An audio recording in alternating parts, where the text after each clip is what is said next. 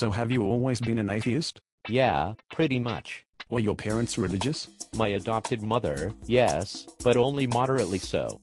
She did take me to Presbyterian services when I was younger, but I stopped going around middle school. What about your dad?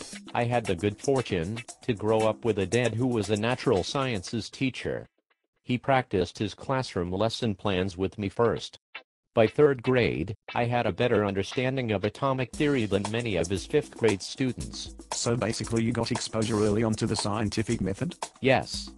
As a result, I really couldn't take religion or its claims seriously. My dad and I watched Carl Sagan's Cosmos together on PBS in the 1980s.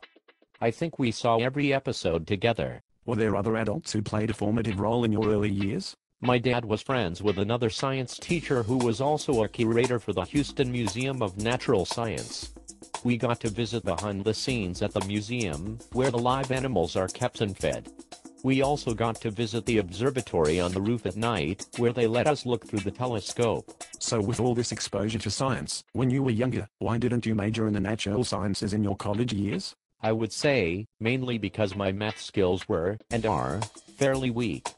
I respect mathematicians, and I know how important maths are to science. I just have very weak computational skills, I'm very slow at it, and don't have a very good mathematical intuition.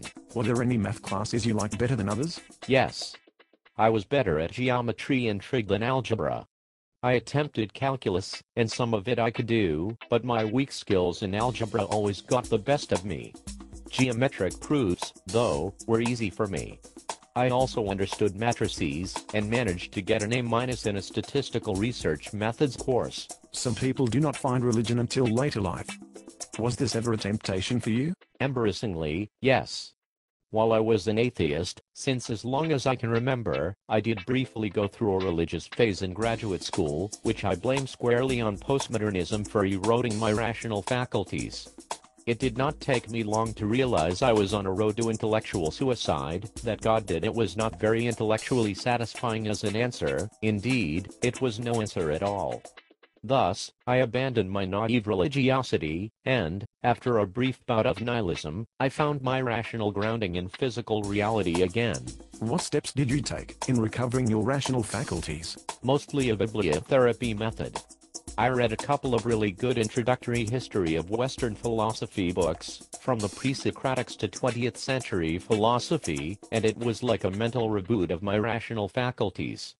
As a result, I'm much more at ease with my atheism and much more confident in my rational approach to the world around me. You know, the Bible seems to take a dim view of smart people and praises those who keep a childlike mindset. That's another thing that's always bothered me about that book and those who claim to use it as a guide for their lives. The universe itself is vast and wondrous. Trying to pawn off Bronze Age tales as somehow explanatory of all that really cheapens everything and shrinks human imagination unacceptably. I think you have a very good point there.